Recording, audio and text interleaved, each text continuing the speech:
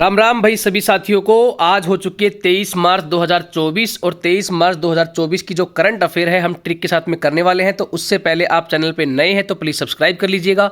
Video अगर पसंद आए तो लाइक भी कर दीजिएगा। आइए स्टार्ट करते हैं। तो भाई सबसे पहला जो क्वेश्चन है उसमें बोला है हाल ही में पहली बार फॉर्मूला 4 कार जो रेस का इवेंट है वो कहाँ पर शुरू हुआ है। तो ये हुआ है भाई श्रीनगर में। याद कैसे करोगे, देखिए यहाँ से आपके दिमाग में आएगा कि फॉर्मूला 4। तो फॉर्मूला 4 दिमाग में आते ही आपको पता होगा कि फॉर्मूला को हम हिंदी में बोलते हैं सूत्र। और कई बार सुना होगा आपने कि सूत्रों के हवाले से खबर मिली है कि पाकिस्तान और चीन कहाँ पर आक्रमण करने की तैयारी कर रहे हैं भाई। पाकिस्तान और चीन जो है वो जम्मू कश्मीर के ऊपर आक्रमण करने की तैयारी कर रहे हैं, प्लानिंग कर रहे हैं। तो जम्मू कश्मीर की जो राजधानी है वो है श्रीनगर। तो यहाँ से इजीली याद हो जाएगा आपको कि भाई देखो फॉर्मूला 4 मतलब फॉर्मूला का दिमाग में आप आते के साथ में आपके दिमाग में आएगा सूत्र होता है इसका मतलब। तो सूत्रों के हवाले से क्या खबर मिलती है कि भाई श्रीनगर में हमला होने वाला है। कौन करेगा, पाकिस्तान करेगा या फिर चीन करेगा। तो ये चीज़ें हैं। तो Srinagar is the right answer. अब इसके बारे में देख लीजिए। स्थानीय पर्यटन को बढ़ावा देने और जम्मू कश्मीर के युवाओं के लिए मल्टी कैरियर विकल्पों को प्रोत्साहित करने के उद्देश्य से डल झील के किनारे टूरिज्म डिपार्टमेंट और इंडियन रेसिंग लीग ने मिलकर रविवार को फॉर्मूला 4 रेसिंग इवेंट का आयोजन किया था। ठीक है, तो ये देख लीजिएगा अगला क्वेश्चन। अगले क्वेश्चन में क्या बोला है, हाल ही में किसे संगीत कला निधि पुरस्कार से सम्मानित किया गया है। तो ये किया गया है भाई TM कृष्णा को। याद कैसे करोगे, तो देखिए भाई संगीत और कला निधि पुरस्कार, तो यहाँ पे क्या छुपा हुआ है, एक वर्ड तो आप पकड़ोगे संगीत को और एक पकड़ो कला को। तो संगीत और कला में श्री कृष्ण भगवान जो थे राधा जी के साथ में संगीत भी गाते थे और वहाँ पर क्या है अपनी कलाकारियाँ भी दिखाते थे, मतलब बांसुरी बजा बजा के अपनी कलाकारियाँ भी दिखाते थे। तो संगीत और कला दोनों ही चीज़ें दिमाग में आती है। हमारे दिमाग में ये आएगा कि संगीत कला दोनों की दोनों जो चीज़ें जो हैं श्री कृष्ण भगवान जो है वो राधा को दिखाते थे और सुनाते थे। तो यहाँ पे कृष्ण भगवान से हमारे दिमाग में आएगा TM कृष्णा। तो यहाँ से हो जाएगा याद। अब बात करें तो 17 मार्च 2024 को ये प्रसिद्ध कर्नाटक संगीतकार TM कृष्णा को 2024 के संगीत कलानिधि के लिए चुना गया है, जबकि नीना प्रसाद का 2024 के नृत्य कलानिधि पुरस्कार के लिए चयन किया गया है। तो ये देख लीजिएगा अगला क्वेश्चन। अगले क्वेश्चन में क्या बोला है, हाल ही में भारत का पहला आयुर्वेदिक कैफ़े जो है वो कहाँ पर खुला है। तो ये खुला है भाई नई दिल्ली में। तो ये नई दिल्ली है भाई। ठीक है, अब बात करें ना, यहाँ से ध्यान दीजिएगा याद कैसे करेंगे।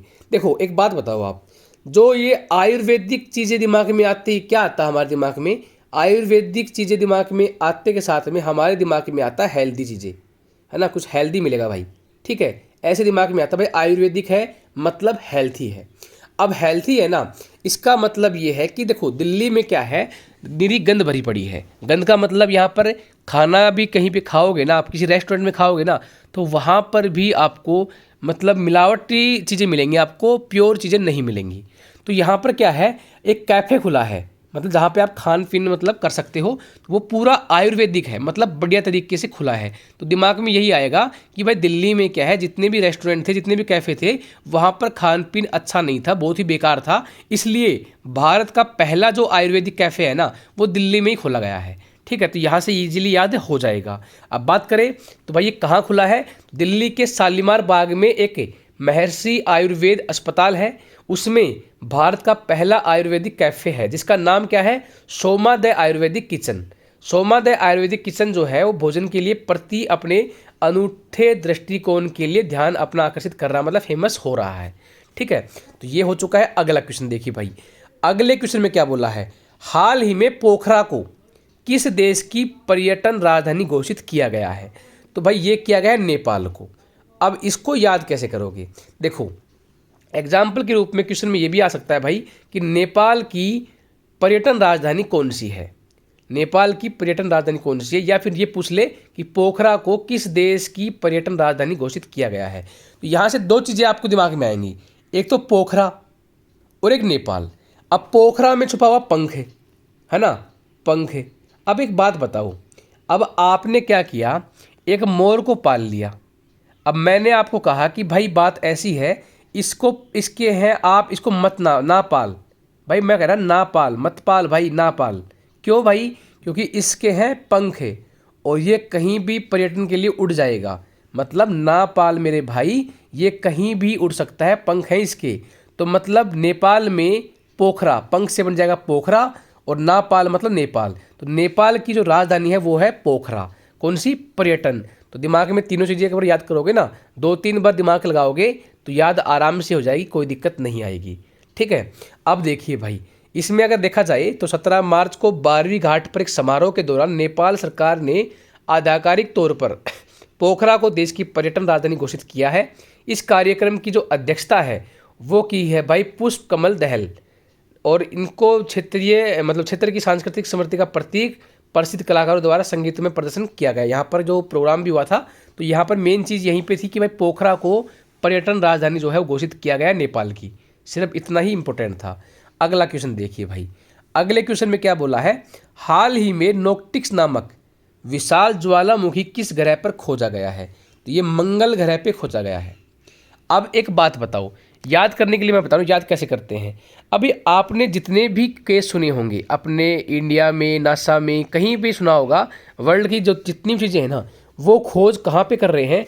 या तो कर रहे हैं चंद्रमा के ऊपर, ठीक है, या तो चंद्रमा के ऊपर कर रहे हैं, या फिर बात करते हैं तो मंगल ग्रह की।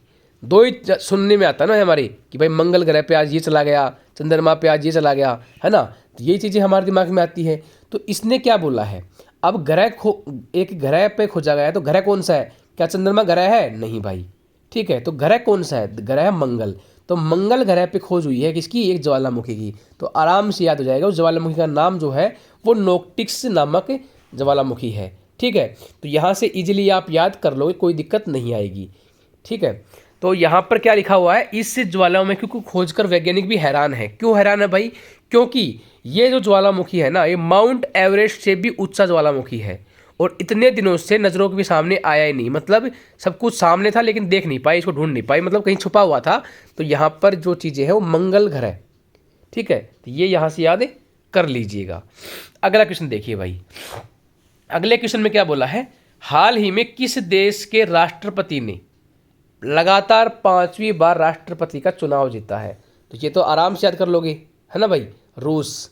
तो रूस के जो राष्ट्रपति थे उन्होंने 5वीं बार लगातार चुनाव जीता है भाई। तो ये तो इजीली याद हो जाएगा, आपको कोई दिक्कत नहीं आएगी। तो ये तो नॉर्मल चीज़ें हैं, तो इसमें कुछ नहीं है। अब देखिए अगला क्वेश्चन और लास्ट क्वेश्चन।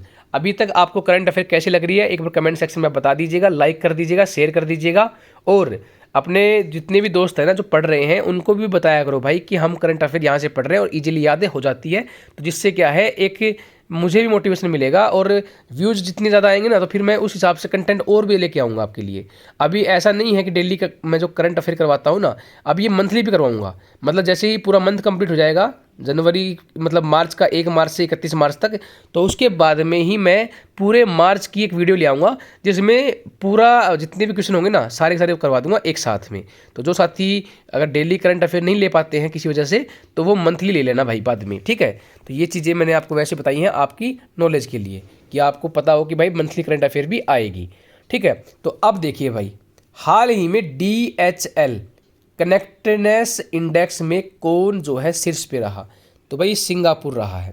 अब इसके बारे में पढ़ने से पहले एक बात समझ लो क्या होता है। DHL जो है वो ग्लोबल कनेक्टेड रिपोर्ट बेस करती है, 2024 की जो पेश की है उसमें सिंगापुर देश जो है ना वो दुनिया में सबसे अधिक कनेक्टेड देश का दर्जा दिया गया है। सिंगापुर विश्व स्तर पर सबसे अधिक जुड़ा हुआ देश है। उसके बाद नीदरलैंड आता है, उसके बाद में आयरलैंड आता है, उसके बाद में जो है सबसे लास्ट मतलब भारत जो है अपना 62वें स्थान पे आता है। जो पिछली जो रिपोर्ट आई थी उसके अनुसार जो भारत था वो 65वें स्थान पे था, लेकिन अब जो है वो 62वें स्थान पे मतलब 3 स्थान ऊपर चला गया है। तो यहाँ से मेन चीज़ हमारे दिमाग में क्या आई? कनेक्टेड का मतलब ये जो इंडेक्स जो है कनेक्टेड के लिए संबंधित है। तो देखो यहाँ पे क्या है, गाय दिख रही होगी आपको, इस गाय में है ना आपको 2 सींग दिख रहे होंगे, है ना, 2 सींग। ये क्या है? ये आपस में कनेक्टेड है भाई, है ना, ऐसे याद रखो। ये 2 सींग जो दिख रहे हैं ना आपको, ये गाय के कनेक्टेड हैं। तो यहाँ से सिंगापुर बन जाएगा। यहाँ से सिंगापुर कनेक्टेड मतलब कनेक्टेड इंडेक्स में सींग है ना कनेक्टेड होते हैं, तो कनेक्टेड इंडेक्स जो है वो सिंगापुर में सबसे नंबर 1 पे रहा है। ठीक है, तो ये आपको इजीली याद हो जाएगा, कोई दिक्कत नहीं आएगी। ये PDF मैं टेलीग्राम ग्रुप पे डाल दूंगा, टेलीग्राम ग्रुप का जो लिंक है वो आपको डिस्क्रिप्शन में मिल जाएगा, वहाँ से आप ज्वाइन कर लेना, और आप इस चैनल के ऊपर जो आओगे तो वहाँ पर सारी PDF आपको मिल जाएंगी। अलविदा, बाय, टेक केयर और मिलते हैं अगली क्लास में।